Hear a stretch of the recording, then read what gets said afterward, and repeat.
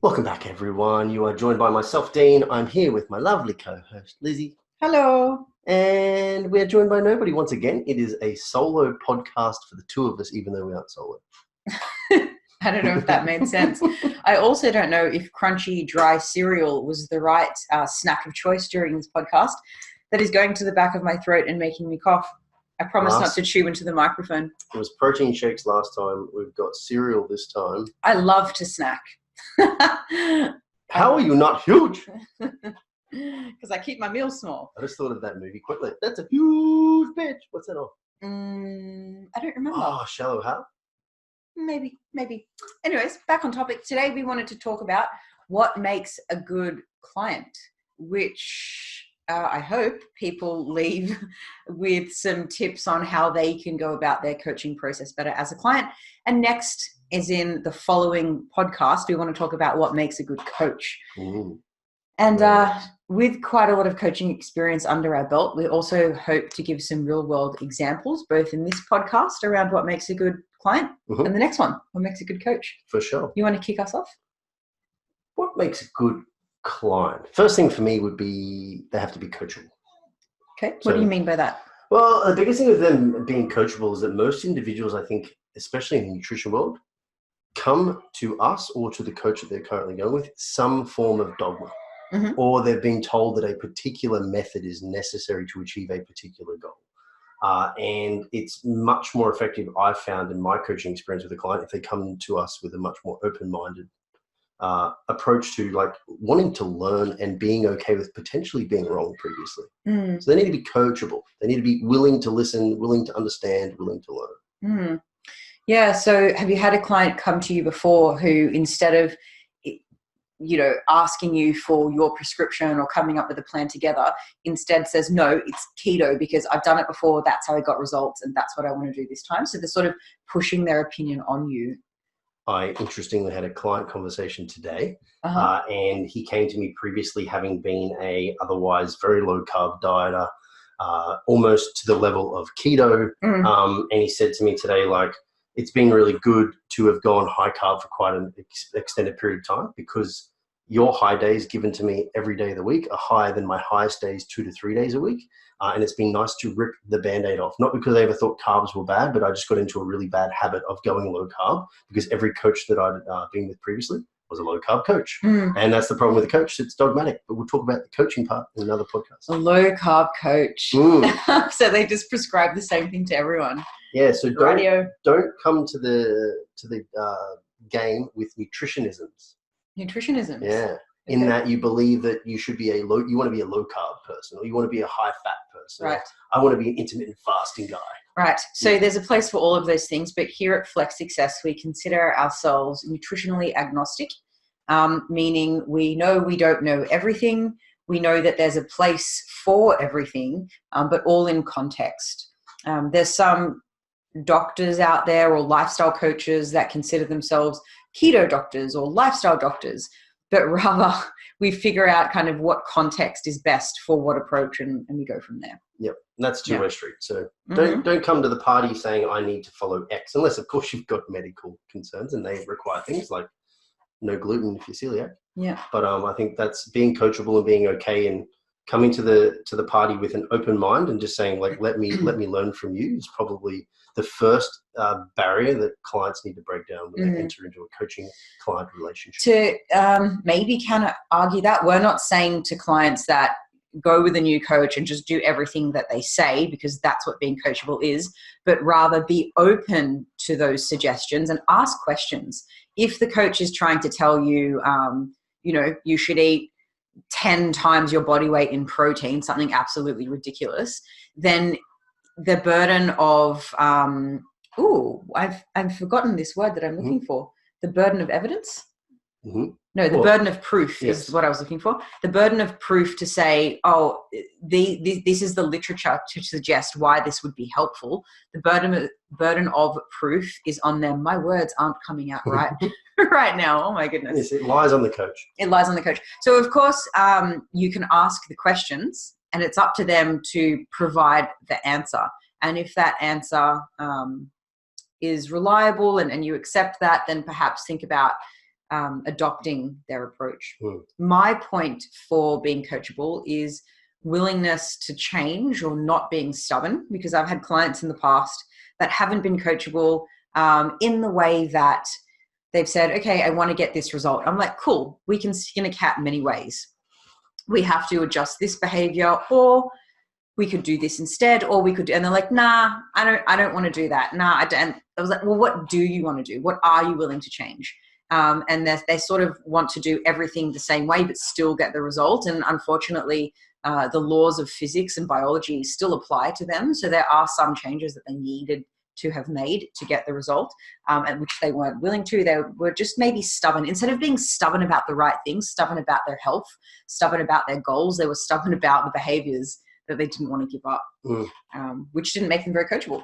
Yeah, I imagine it's super tough as a client who's potentially like tried multiple different coaches, tried multiple different diets. Some would say, in air quotes, tried everything.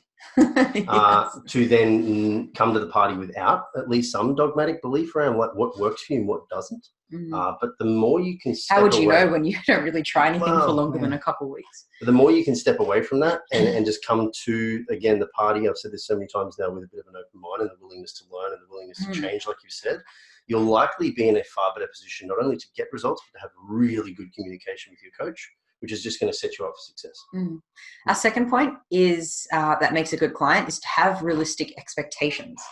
So it would definitely be up to the coach to help set these expectations for the client, but the client also needs to be realistic around how much time and effort it takes to get a result. Now, if I have somebody that is 60 kilos and they want to be 58 kilos, the time and effort required to lose 2 kilos probably isn't that extreme.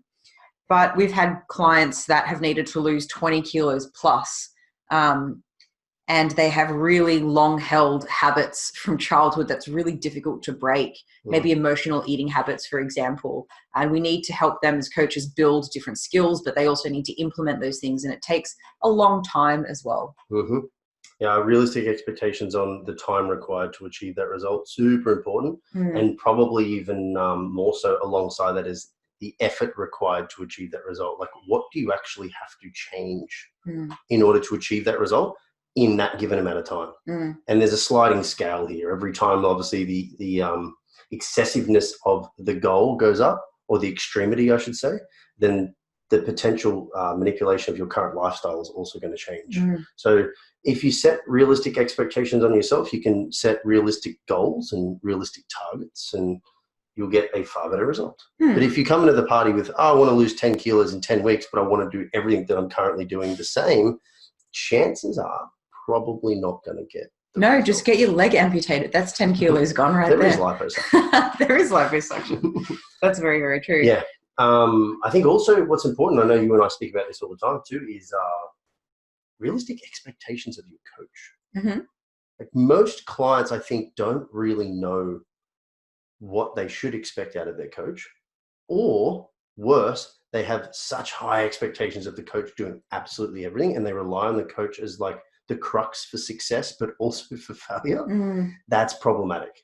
So like, your coach isn't going to be somebody that's going to be there like every day, every minute, every hour.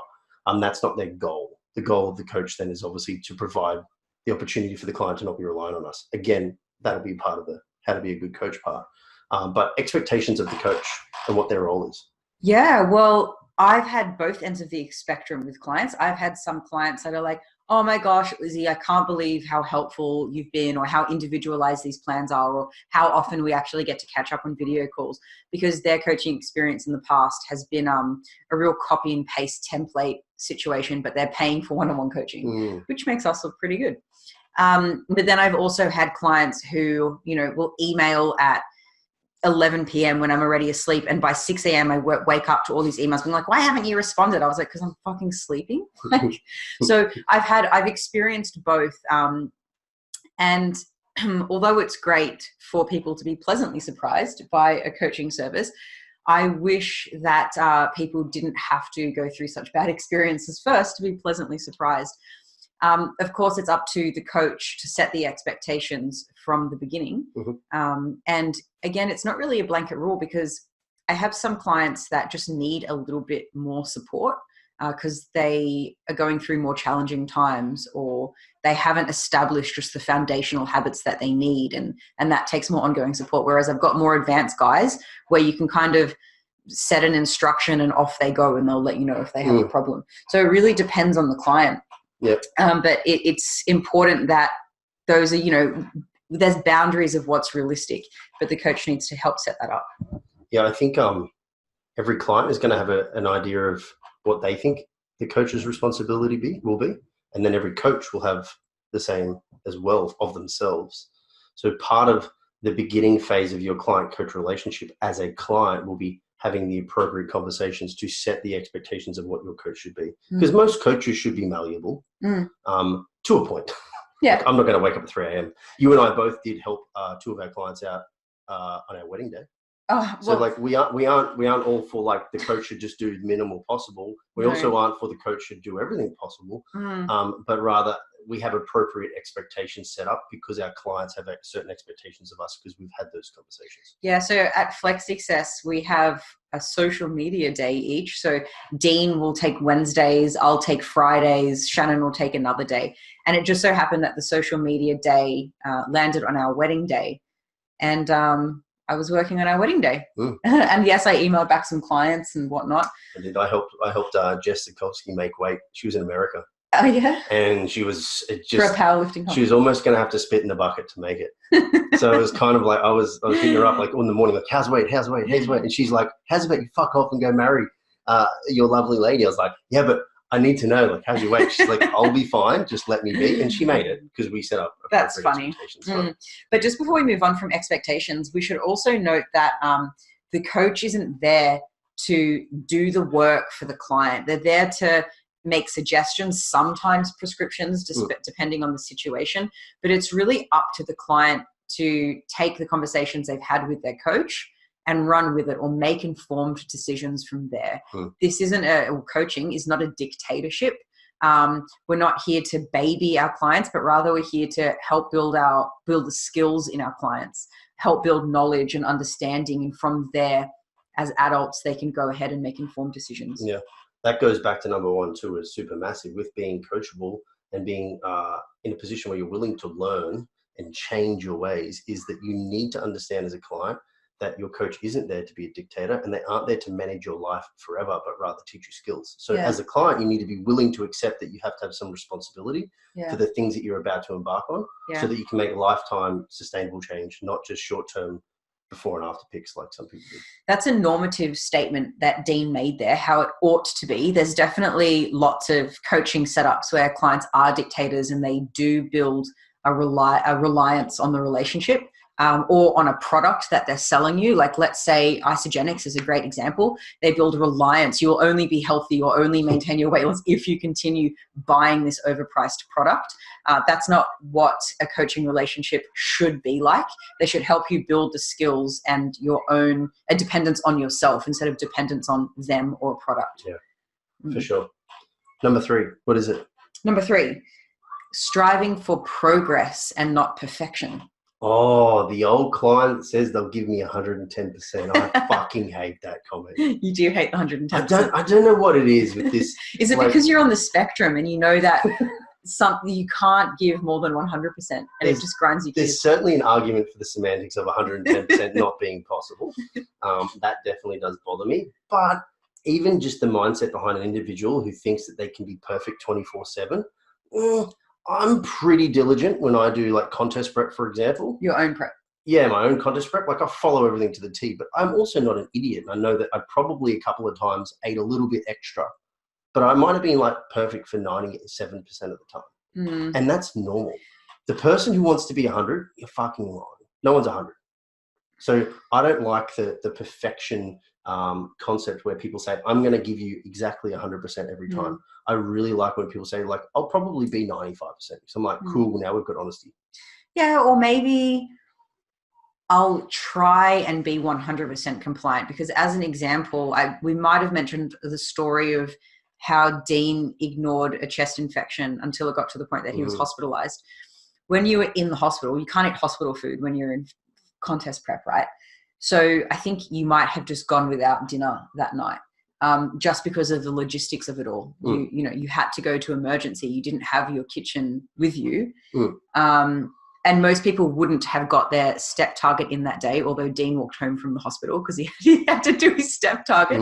But anyways, the point is that would be a genuine reason that someone couldn't get their dinner in or couldn't walk. So they gave 100% commitment and effort, but for whatever reason, they fell a little bit short. So you could say I'll give 110% I think effort. Yeah, you could. But I think the main message here is that your application is likely not going to be perfect, and it shouldn't be, and be okay with that. Yeah. Because the more that you strive the more you set up expectations that you will be perfect, you're also setting up the likelihood of you being disappointed in your efforts. Or not so much in your efforts. Your efforts could be good, but in your actions. And that, average over time is what's going to dictate the results for most things in life. So if you make a small mistake, or I missed dinner, I'm like, instead of me being like, oh my God, I can't believe I missed dinner and prep, this is going to ruin everything, and then it messing with my mind for 3 to 4 days, it's like, I weighed up my options. I realized it's probably still the best thing for me to do is go to hospital. Yeah. And I just move on because I'm not expecting perfection. I just want consistency and to progress. And the best that you can do. Yeah. I have some clients that are really harsh on themselves. And so, for example, I won't name names, but I just started a new flexor, a female, and she had a pretty good week 1. I think she didn't eat a piece of fruit one day, and then what happened? And then I think she missed her bedtime that she set herself 2 nights of the week, something like that. Should have canceled the contract. She did pretty well. But she came from not really having any nutrition routine, not really training consistently at all. Bedtimes were all over the place. So she made so much progress. But by the end of the week, she was really down on herself and really beating herself up about it because she wasn't absolutely perfect. And what I did is I copied and pasted all the sections of her feedback that were like, I'm so weak, because she couldn't do this push-up variation that I put in her program in week 1. It's cool. She missed a banana and she was like, oh, I can't believe I was so lazy or whatever. So I copied and pasted all of those bits and I put them together in quotation marks. And I said, hey, I'm not sure if you realized how harsh you're being on yourself. Here's some examples. I said, can you just reply to this email with how this could be reframed? And she wrote back saying, I didn't realize that my strength had regressed so much that I couldn't do this push-up variation, but I'm proud of myself for beginning to work on it. And then she went to the next one and she said, I was too full to eat the fruit, but I know it's okay because it was only 20 grams of carbs or something. Oh no, she said, and I ate way better than I did the previous week. So she reframed things, and that's really important, not just for mental health, but also we all want to win the game, whatever the game is. And if you're always like, I'm shit at this, I'm weak, I'm this, I'm that, you're losing. And how long are you going to lose for? You're probably going to give up on the game. Whereas if you're reframing it in a way that I'm awesome, I did this thing, maybe I could have done this thing a little bit better, but how cool am I for trying or progressing, then you're winning the game and you're probably going to continue. So it's really in your best interests to reframe things like that. And that's, again, setting back up the appropriate expectations of yourself. I was the same. I had a client today who wrote me an A4 page, and the majority of it was negative. But by the time I got to the end of it, he'd trained 5 out of 5 times. He'd eaten the prescribed diet that he started on because he's only in week 2, 7 days out of 7. He'd achieved the relative step target that he had to do, 7 days out of 7. And I was like, you've ticked everything off. What's wrong? It's all about your subjective perception of what you think a good week looks like. When objectively his week was actually fucking perfect, nearly. So there it is again. It's that people wanting to strive, and he is very much the mentality of, we'll give 110%, strive for perfection, and it leaves them feeling like they've failed a lot of the time, when if they just strive for progress and have open conversations with themselves, they'll be awesome. For coaches listening, I was really careful not to say to the client, you can't feel this way or you shouldn't feel that way, because who am I to tell someone else what they can feel? Instead, I just outlined, or I asked the client to reframe it, and then once she did, I told her the benefit of doing so. And what we started is an I'm awesome diary, which kind of looks like a gratitude diary. And she's just every day to write down 3 points about herself that she believes to be true or wants to believe to be true, because she finds it really difficult to talk to herself kindly. And so this is just an exercise to help her reframe some things and think about herself in a more positive light, which I think will have a huge impact on the end result. She sounds coachable. Yeah. Which is really cool. Mm-hmm. All right, number 4. Oh, willing to give a little in order to, or lose a little until to gain a little. Let me say that again. Willing to. Should we edit this out? No, willing to lose a little in order to gain a lot is what I wanted to say. Good, we got there. And that is that, again, if we look back at number 1 and all the rest of them, setting up appropriate expectations, is that whatever it is you're currently doing today as a client or previous to being a client where you're not happy, and then you embark on a coaching client relationship and you want to create some form of change, there's going to be things that you're doing currently that you're going to have to lose out on in order to gain for the long term. And that might be like, I don't like to go for walks. And we might be like, well, being active and walking is a part of being a healthy human. If you want to lose weight, that's cool. If you want to be healthier and live longer, not dying is kind of important for that. And walking activity is going to help you be healthy. So they may have to embark on having some like regular walks or getting up 10 minutes earlier than what they normally would to get a 10-minute walk in or to do some. So they're losing 10 minutes of sleep, but they're gaining health. Yeah. That sounds like fair. a good trade-off. It does sound like a good trade-off. Almost could be an oxymoron. Don't sleep to gain health. But again, context is important. But that's why it's so important for the coach to understand you, your needs, your values, your lifestyle before they set these things for you. Maybe you really value the small amount of time that you get with your family at the end of the day to eat dinner together. But your coach might say, no, you have to eat exactly to this plan and eat separately to your family. That, that wouldn't be a good instruction from the coach. So there you're giving up a lot to gain a little. So we're not saying that you need to follow absolutely every instruction. Maybe have a conversation and have some communication skills with you. Yeah, well, the appropriate side to what you just said as a scenario is that if you want to be able to have a little bit more food freedom, you may have to go through some form of food education process. That food education may require you just to step back from the family dinners as they are currently for a short period of time in order to learn, so that long term you can now implement typical family dinners, sit down with everybody and still achieve the relative results you're looking for. If that doesn't make sense to anyone, what that might look like is food education to somebody. They might be choosing almonds for protein. And instead of making a typical birthday cake, they might be using honey instead of sugar and avocado instead of butter or something like that. And the relative calories, fats and carbs are the same, but they think it's a better choice for their weight loss because it's a whole food. It's not sugar, or it's not a processed butter or something like that. So the education process would be teaching people what's in food. No, almonds are a terrible choice for protein. They're actually a great source of fat. And it's vegan, raw, and uncooked cheesecake. And organic. It's a raw cheesecake. So the education process might be annoying in the sense that you might have to weigh your food out to see what a good portion of protein looks like for you. You may have to get your phone out, learn to use a reliable food database to see that chicken breast is a much leaner alternative to salmon, although salmon has some good fats that you might want to have occasionally, but portion controlled. So maybe you don't want to have dinner with your family just for a small period of time while you're going through that education process, and then you can let go of counting. Or a different meal. Or a different meal. Yeah, or maybe just pull out the nuts in the salad.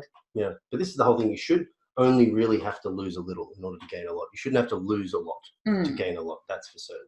Yeah, the point that I wanted to make here before we move on is sometimes we have to say no to some things that we want. So I'm going to say no to this for the 10th time today. I had a chocolate craving, which is very much me. But I'm going to say no to that 8 times and only say yes to it twice.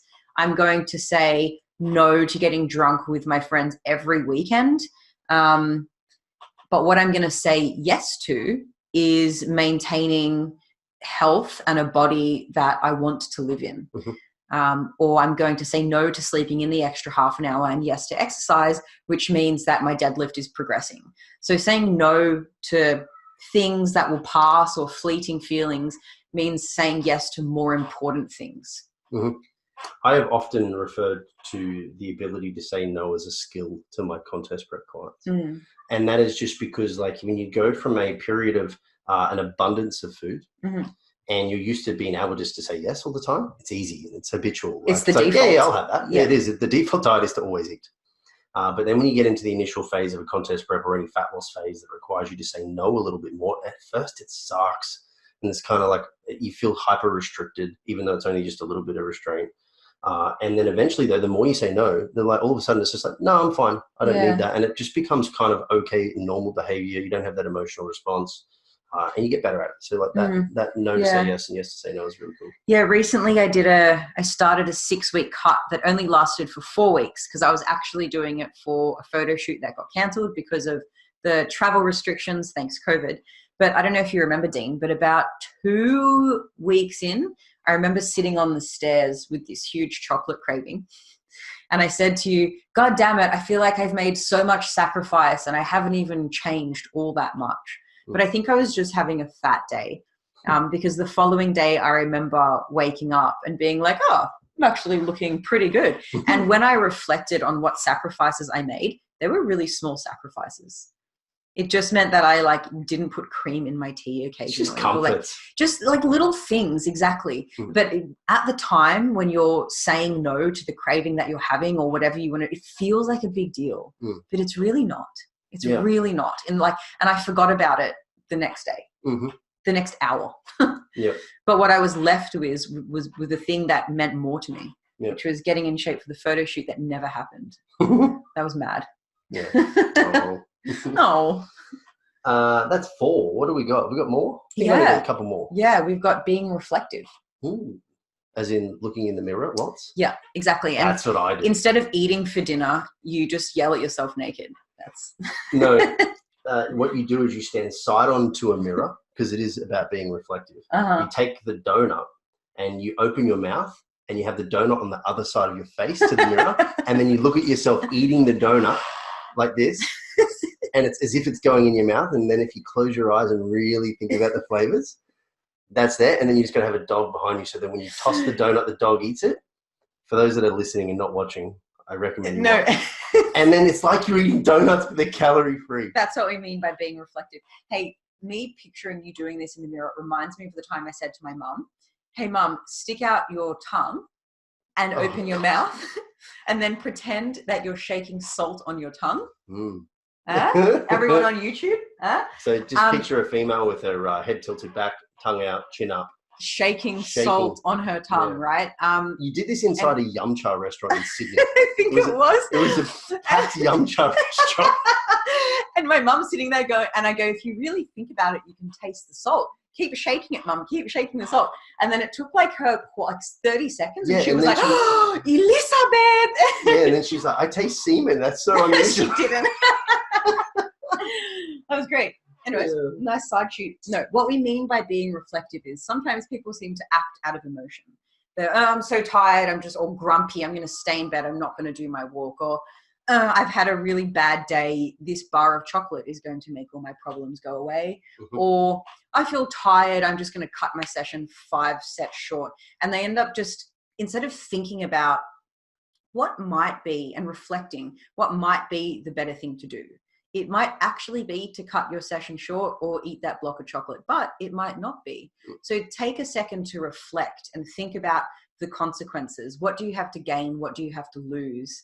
And act accordingly. Yeah, so pre-action reflection we're talking about now. Pre-action, yep. Yeah, so like before you go through the action that you wish to do, reflect prior. Take a moment. Have an internal conversation and then come up with an answer as to whether or not you think you're going to actually go through with it. It only might take 10 seconds of pausing. Just pause, have a glass of water. Everyone, here's the perfect example. Everyone has had the moment where they're bored. They're not hungry, but you're boring. No, you're bored. If you don't watch Brooklyn Nine-Nine, that would have been lost on you. Anyway, so you open the fridge and you look at it and you're like, what do I want? And of course you're like, I'll just take whatever's the easiest thing to currently grab because I can't be bothered to cook it or anything. And then you kind of go, do I really want it? And then you just close the door. And then you go, what do I really want? And you're like, nah, well, I actually don't really want anything. Yeah. I'm just going to have some water because I'm thirsty. That's that sort of reflective moment where you just take just a second to ponder before you actually just reach into the chocolate tray that we have in our fridge. Shout out to my client Angelique and to my client Desiree, probably the two most reflective clients that I have. I don't just mean reflective in how we've just described it, but also if they haven't had a perfect day or a perfect week, sometimes it takes a bit of discussion. So I'll organize a video call and without me prompting reflection, like what could you have done better? What do these consequences mean for you? They'll come to me and be like, hey, Liz, this is what happened. And I thought about it. And I think the reason that I did this was, and I think next time I should. And I'm like, great, you've just coached yourself. Yeah. It's really, really helpful to just take some time to think about, if you acted less than perfectly, which is okay because you're not a robot. Yeah, so this is the opposite in that we're going to post-action, we're going to reflect on what's just happened. What could I do better next time? So when you're posed with or in the same situation or posed with the same problem, you can now act again how you did last time, or you have a second option because you've thought about it and you've got that tool ready to go. Yeah. And I always find in moments of reflection after the fact, it's always good to have this internal discussion with yourself about what are my intentions, what are my actions, and then do they align? And if not, what can we potentially do to improve that? And if they do, then obviously you probably made a good choice, so you're not reflecting, other than giving yourself a pat on the back, which is kind of important too. Dean and I have really good habits and tend to go for the better option without having to reflect much. But I can really relate to some clients because I grew up in a house where yelling and insulting people was pretty normal. And Dean has a really nice, normal family, and they don't really seem to do that. And so the way that I used to argue wasn't very respectful. And I'd feel like I'm quite hot-headed. And so if Dean and I are in an argument, the first reflex that comes to mind that I want to do is just like swear, insult, yell. And it's really taken a lot of time when I'm in an emotional state to be like, I'm going to regret saying that. Or how would I like it if he yelled at me or something. So it's been a really long time, I think, since I've raised my voice or reflected or said anything I didn't mean. I've molded her. You've molded me. No, I haven't. But honestly, it's not my first reflex to do that anymore because over time I've just built new habits. Exactly. And so I can really relate to people who have reflexes that don't align with what's really best for them because of that. Yeah, I think having the ability to have internal conversations with yourself that are both reflective, but also like honest and upfront and all the rest of it is like really important regardless of the goal at hand. And as a client, it's super important. You can also even liken this to the concept of interoceptive feedback mechanisms that people talk about with overweight individuals not having the same internal feedback mechanisms like an increased heart rate or anxiety or shortness of breath or anything like that when they eat, or even a feeling of fullness. And they kind of have a disconnect there through behaviors that have been built upon for years and years and years, both physiologically and psychologically. And this is the same. It's having the ability to just take a step back in a moment to gather your thoughts, look at internal cues, have conversations, and then make an educated, informed choice on what you do next. Yeah. Like we would coach people through like the mindfulness of food and all the rest of it. Yeah. Yeah, absolutely. So the last one, Dean has something when he eats called his ultimate bite. Oh. And this is something. We could do a segment on that. This is to do with our last point on communication. I've got the reverse P and the ultimate bite. They're my two claims to fame. Oh, the reverse P. So the ultimate bite is Dean will compile the best parts or elements of his dish into the ultimate last forkful or mouthful. So he'll finish like the salad or the stuff that he doesn't enjoy that much, keep most of the bacon and the mayo. Yeah, I go around, I sample everything. Got to sample everything, assess which is good, determine which ones will combo well. Sometimes I do a bit of a double combo, like if I've got 5 ingredients, I might test 2 together. Then I might test another 2 together. Then I might think, those 4 together will be great. He'll leave it to the side because section my mouthful. He does. And so the reason we left communication last is because we feel it's the most important. There's coach to client communication, which is so important as well, but we'll talk about that in what makes a good coach. But right now in the what makes a good client, we're going to talk about client to coach communication. Just quickly segue, what's the purpose of my ultimate bite discussion? Oh, because we've left the best part till last. Gotcha. I wasn't seeing the connection there. I thought what you were going to say, this is also a part of this number 6, which is communication, is that when Liz and I first started dating, I was already doing the ultimate bite. It was a part of my typical eating strategy. Okay. And we went out for dinner. I sectioned off my ultimate bite. I waited. Okay. You continued to eat. I waited. I thought, maybe she'll finish that food. I had my ultimate bite, finished my meal in bliss. And then you turned to me and said, I'm full. Would you like the rest of mine? Now, I have a rule. No food gets left on the plate. So I had to finish yours, but I was pissed about it because you fucking ruined my ultimate bite. Well, it serves you right for not waiting. I know I didn't communicate this with you, that I have this thing, blah, blah, blah, because I didn't think she wanted me to be a weirdo. And my dinner was ruined. It was your fault. Sorry. It wasn't. It was my fault because I didn't communicate that I have this thing. And if I'd have just told you, you probably would have said, well, I'm not going to finish mine, so maybe save that ultimate bite to last. That probably would have happened. Be a good communicator. Be a good communicator. What does it mean to be a good communicator? So we try and foster a respectful relationship or partnership between client and coach. And we can't do that if we're just setting instructions or barking orders at the client and they're just doing it. One of the benefits of an ongoing client-coach relationship is that there's an awesome feedback loop. We can have a conversation with the client, think, okay, we've established the best possible plan, go and implement that plan. And the client can come back to us and be like, it was great, but for some reason, this element and this element didn't work. Okay, let's adjust that. Or it wasn't so great because I had problems doing this and this. So we'll adjust the plan, or we'll find a solution so that they can do that in future. So there's this awesome feedback loop. Whereas if you go to the GP, for example, you'd be like, hey, I want to lose weight. They're like, cool, here's some Duromine, like go and drug yourself into weight loss. Or remove gluten, or whatever other terrible advice that they might give you. But there's no feedback loop. The client's not, or the patient in that instance, isn't going to likely come back, or definitely not on a regular basis, to say what worked, what didn't work, what could we do better. But we do have that opportunity with a client coaching relationship. So in order to facilitate the best coaching that we can for you as a client, we need communication to say what you like, what you found difficult, what you found easy, what we could make harder, what was challenging that we didn't foresee being challenging. Absolutely. Yep, I like all of that. Yeah, there's so much in terms of how a coach can best communicate, but again, we'll save that for what makes a good coach. Yep. Another one I think super important in regards to communication is to have some foresight into any potential hurdles or life events or anything like that may get in the way of the current coaching situation, so that you can either set up an appropriate plan to hurdle that or to work alongside it and with it. Yeah, so what would an example of that be?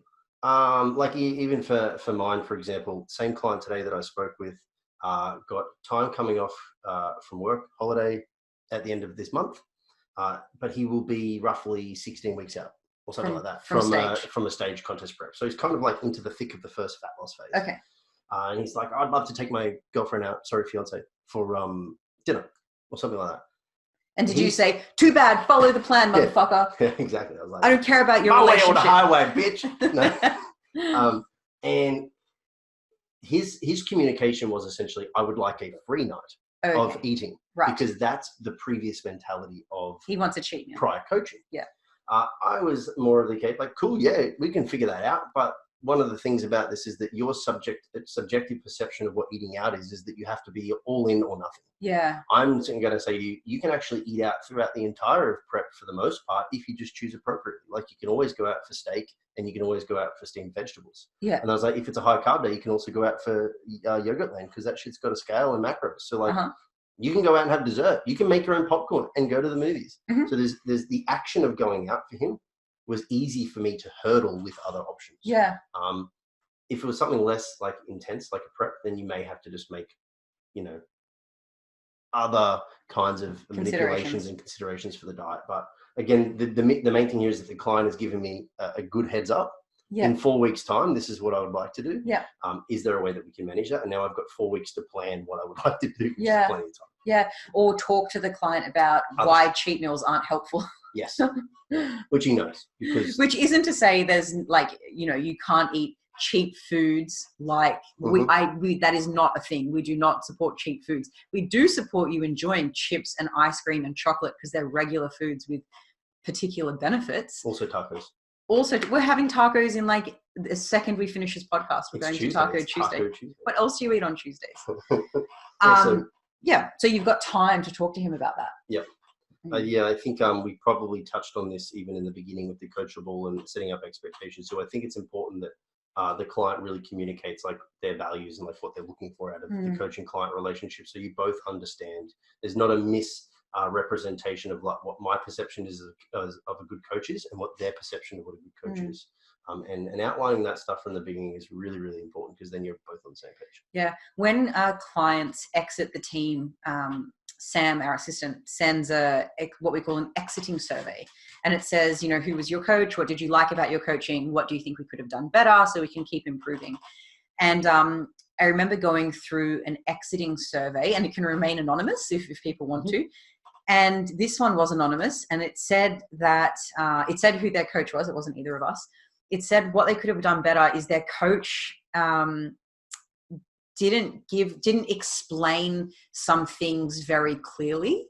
And so then we contacted the client thereafter, and we said like, oh, hey, thanks for the feedback. Did you talk to your coach about explaining things more clearly? Or if there was things you didn't understand, did you ask? And the answer was just no, they didn't ask. And that wouldn't have been, I'm sure, an ongoing issue if the client was like, hey, I don't really understand this. Or, hey, when you give me instructions in future, can you give me more of an explanation? The answer would always be, I would love to. Yep.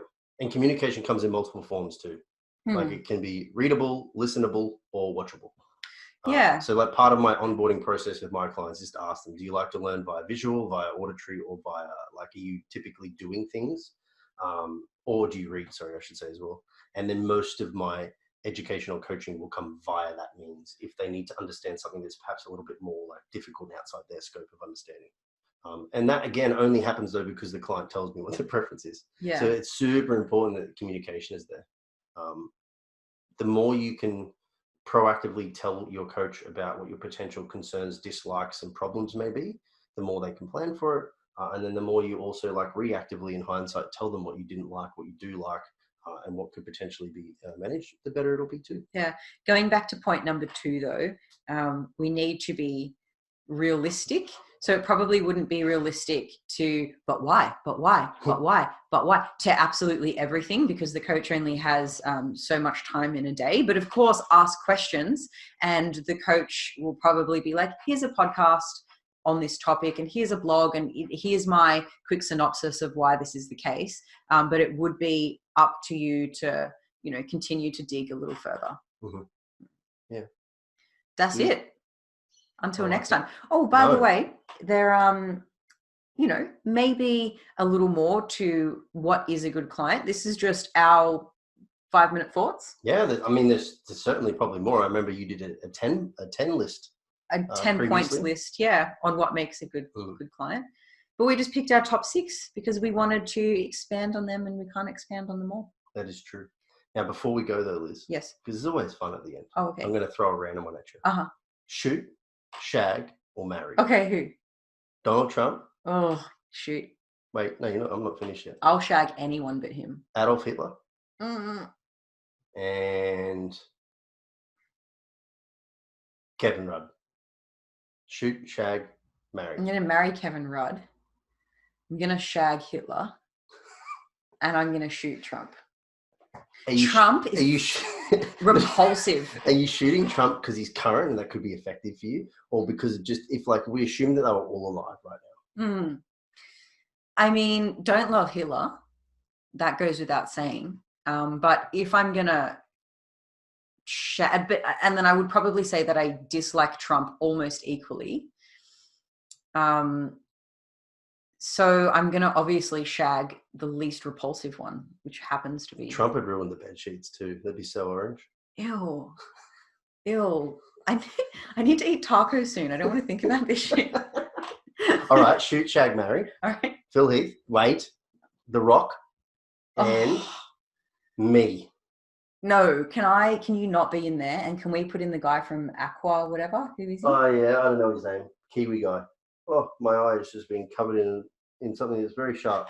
Oh, that hurt. You right there? Yeah, I am. So Aquaman, The Rock, and Phil Heath. Shoot, shag, marry. Hang on, I'm just Googling what his name is, and it happens to be Aquaman. What's his name? Kiwi guy. Doesn't matter. Oh. Anyway. Oh, can I shag and marry them all? No. Why not? There you go. That's it. Quick, come on. Ugh. Who are you shooting? Phil Heath. Oh, no. Who are you shagging? Aquaman. And you're then marrying The Rock? Yeah. Okay, done. Can I shag him too when we're married? Yes. Yes. I'm taking your silence as a yes. My eye hurts so bad. This is great for the viewers. All right. Thanks for listening, everyone. Cheers. Bye.